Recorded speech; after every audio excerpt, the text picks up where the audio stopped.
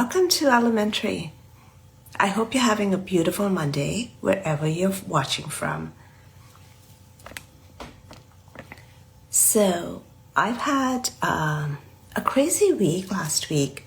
Lots going on. But totally appreciative and thankful to have so much going on in my life. My guest will ask me to join any minute now. But in the meantime, what real estate questions do you have? Do you have any? Would you like to know about the market? What are your questions?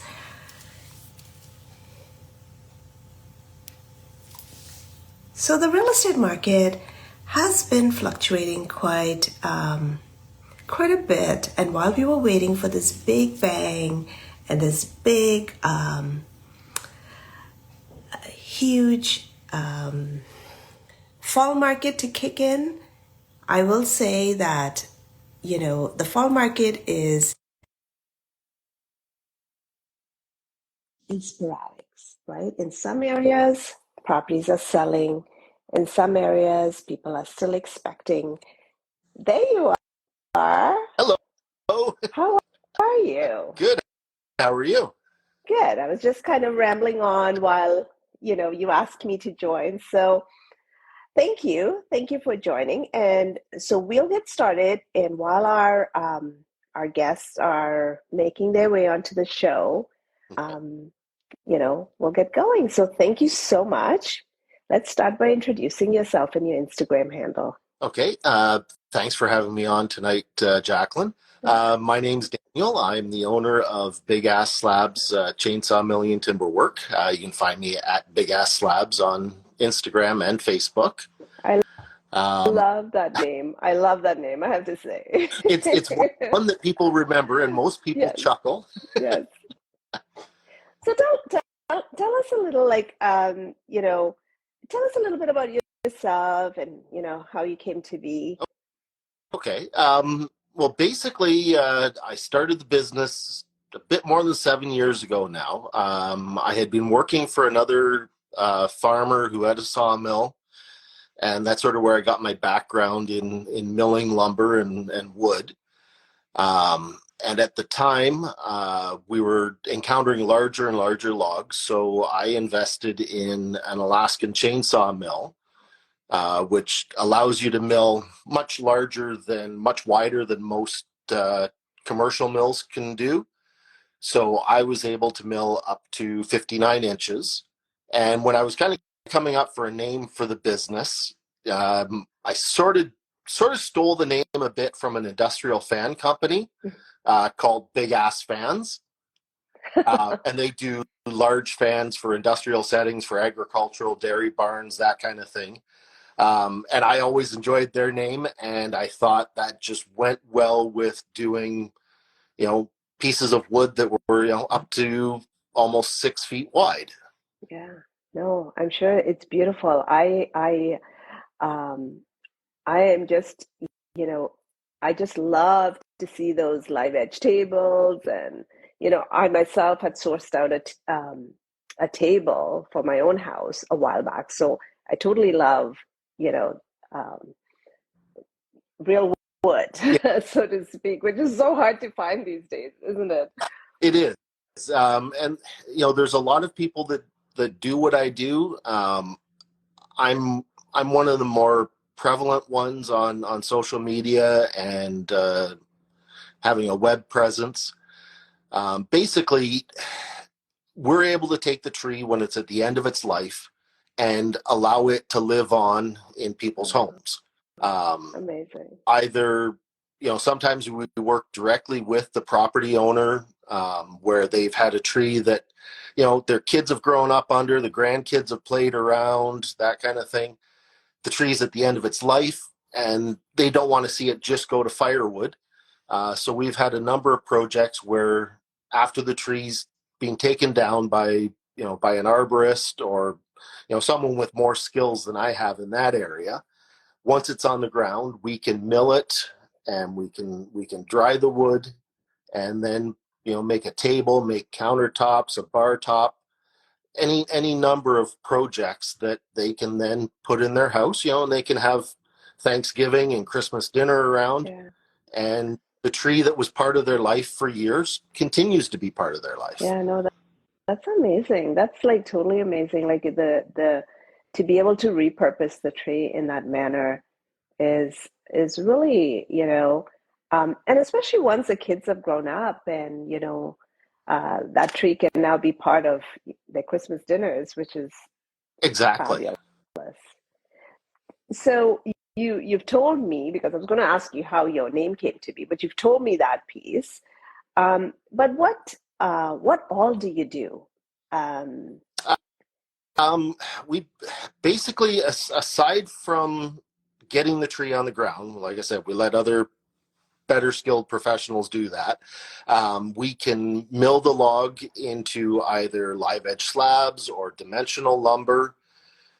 We have the ability to kiln dry it, and then the equipment to surface and process the wood so that it's flat and ready to use.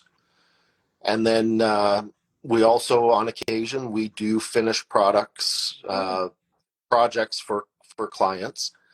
And then we also have our own inventory of live edge slabs, fully cataloged on our website. That if if you want to do a project yourself, mhm, you can buy out of that inventory.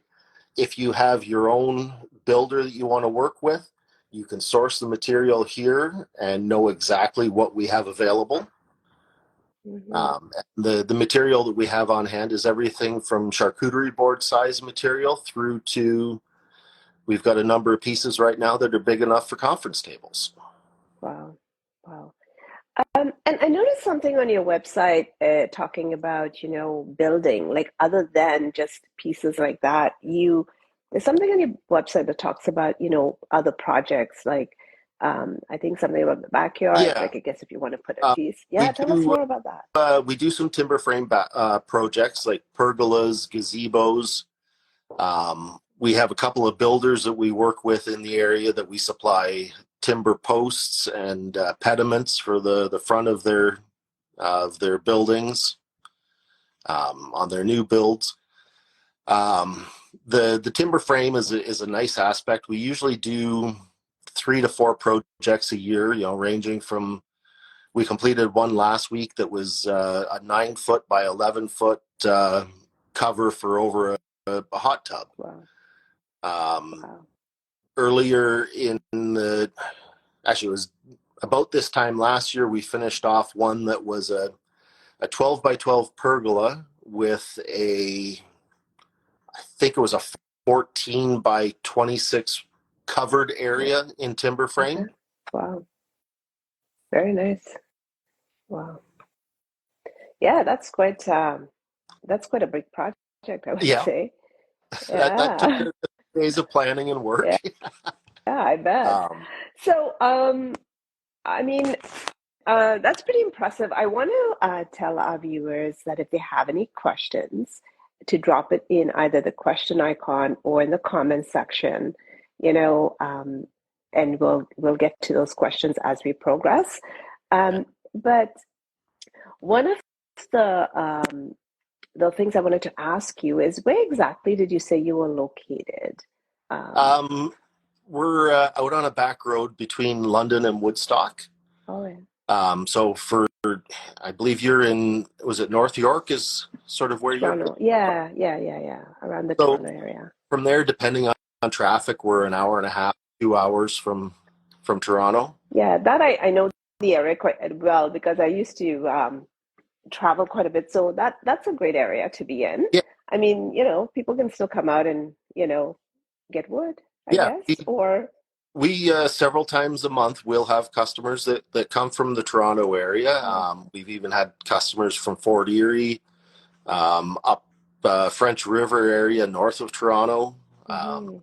So when people are able to see what I have in my inventory on the website, they know that, hey, there's 2 or 3 pieces that kind of intrigue them.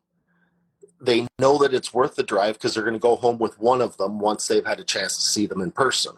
Yeah, for sure. So what made you open up, like start your Instagram channel? Um, Basically, because what we do is very visual, Yeah. you know, everything from, freshly opening up a log when we're milling it, you get that first look at what the inside looks like, through to when we process and surface material, and you take away the gray and the weathering from the air drying, and you get to see what's under there again. And then you do a finished project of an epoxy river table or a timber frame structure. It's all very visual things that just lend themselves extremely well to the Instagram platform. Yeah, it's like you need no caption. You just have to show your workout, right? Exactly. Yeah, no, Nature does talk. absolutely. Yeah, no, absolutely. Um, so, how do you draw on your creative process? Like, because a lot of, what I heard you say was people come to you, they want to, they may come to you with a project, they may come to you with a tree that maybe at the end of its life. Like, how do you draw from that and come up with a creative process to be able to visualize, the buyers, the buyer, kind of the I'll, buyers. I'll be Uh, I'll be honest with you. The client, the customer, usually has the bulk of the creativity. I've got the tools to bring the creativity to life. I myself am not a great design person, but I have the ability. Once the client says, hey, we'll take this piece of wood, and this is what I want to see out of this piece. Then it's like, okay, yeah, I've got the tools that I can make that happen. yeah. So it's a combined creativity, so to speak. Exactly. You have to be creative. Like, listen, I'm not buying it. You have to be somewhat creative to be able to come up with, what someone is visualizing. Because I'm telling you, um, you know, for me, for example, right? Yeah. I mean, I know how difficult I can be as a creative person. Like, I want all of this stuff, you know. Um, so you have to have some visual of being creative in order to serve the client, right? And Yeah, the medium that we're using with the live edge slabs makes it very easy, because once you get a smooth surface on it and you can see what the grain is doing yeah, in the wood, that, that sort of directs what way you're going to go with the project in being able to capture and make the best use of what nature has already put there. yeah, yeah. I love seeing those wood slabs. I love walnut particularly. That is It's my that is a thing, favorite. people. Yeah. In fact, right now, if I can figure Oh out yeah. this camera around, Oh, there you I go. do have two walnut mantles that I'm working on for a customer. Just doing some epoxy work right now, filling in some cracks. Wow. Uh, One will be going over their fireplace, and one will be going. The thinner one is going to be going over top of their range hood in their Wow. kitchen. Is that black walnut, the thinner piece? They both are. Oh, they both are. One is lighter Yeah, this looking. one here has a Eh? little bit more sapwood to it, Oh, so it okay. has a little bit lighter tones. Wow. And then Very nice. I can actually show you outside some of the timber work that we've done. Yeah, that would be Uh, nice. I'm sure people would love to see that. these are actually pediments that we're going to be installing tomorrow in Strathroy. Oh, So these go up in the peaked gable of the oh house. wow, that is really nice. Yeah, that is really nice. Very nice. Oh yeah, nice. And then, out here in the yard, I've got all sorts of material that's being milled and is waiting to be dried. Oh, nice. And then our shop cat. Yeah. And then over here we have one of four spots where we store slabs. This is mostly our smaller stock. Oh wow, that's nice. So this is sort of charcuterie board size Yeah. material, coffee table type things, all sorts of larger cookies that are great for coffee tables. So when people go to your website, you said you've got it all cataloged, and they go to your website to pick out something. Um, would they then have to take that number and call you to say, hey, what's the pricing on this? Or is that all? All that information's on the website, so every Oh, piece wow. have Uh-oh, you cut out. You're listed there. frozen. Oh, there we go. There we go. Just going from one There we go. one Wi-Fi spot to another here. Yeah, I figured. So everything is on the website. Perfect. Yeah. So woodworking and this crafting that you do can be very diverse. And do you have some favorite type of material you work like that you love working with? When it comes to species of wood, myself, I quite like ash. Oh, yeah. It would probably be my favorite, particularly if there's lots of knots in it or crotchwood kind of figuring in it. Walnut's probably my second favorite. Um, when it comes to the timber framing side of things, I prefer working with white pine. Oh, yeah. It's a little bit easier. It's a little bit lighter wood to work with, yet very structurally strong and sound. Mm-hmm. That's great. So what advice or tips would you be able to, give aspiring woodworkers or crafters that are looking to improve their skills? Um, Probably start small. Um, there's a lot of people right now that do epoxy and resin work, and they think, okay, well, I'll make a dining table or something. It's like, no, start with the charcuterie and Yeah. perfect your skills on small items, and then work your way up to larger pieces. Go from charcuterie board to a coffee table. Then, when you're confident in that, go to the next step to something larger like a dining table. And basically, watch lots of YouTube videos, reels on Instagram or Facebook kind of thing, or stories, I guess it is on Instagram. And there's lots of visual material out there of creators who have taken the time to document every step of what they do and walk someone through it, so that hopefully you can learn from their mistakes instead of making your own. Yeah, no, absolutely. That's great. Thank you for that advice. Um, so are there any upcoming projects that you're currently, that somebody can maybe follow you and, um, look forward to, like any of your followers, existing followers? Um, well, the mantles that I just showed you were hopefully by the end of next week or the week after that, we'll be installing those. With any luck, I'll remember to take some pictures along the way. That would be nice. We do have coming up I think it's the third weekend of October, is the Hamilton Woodworking Show, which is taking place at the Caledonia Fairgrounds.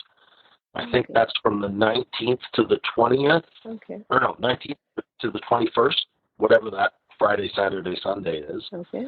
So if people want to get a sort of a background or a starter in woodworking, that's a great event to go to, because there's tool vendors, there's people doing work on lathes, for turning. We'll be there with a booth displaying some of our live edge material and introducing people how our website works and so on. They also have workshops that are available. So that would be a really good starting point for people who want to learn more about woodworking. That's great. So, are there any long-term goals or aspirations for your company? Or what are the long-term goals and aspirations? Probably the biggest long-term goal I have right now is expanding the reach with my slab sales. The website's only about a year old now. I've been doing more work promoting it, both Facebook and Instagram and other forms of marketing, and basically getting that in front of more people so that, you know, as nice as it is to have a building full of wood, I'd much rather see it in other people's hands and them making projects out of it. Yeah, absolutely.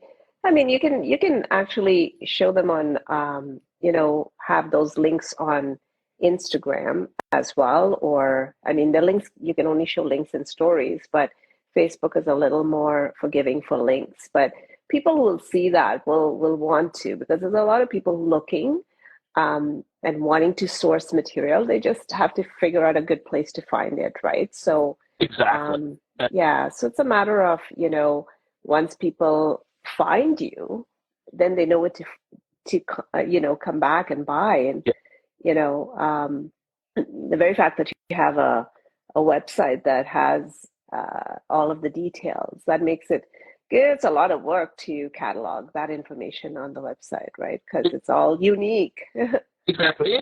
It takes me about 4 to 5 minutes to catalog each piece, Okay.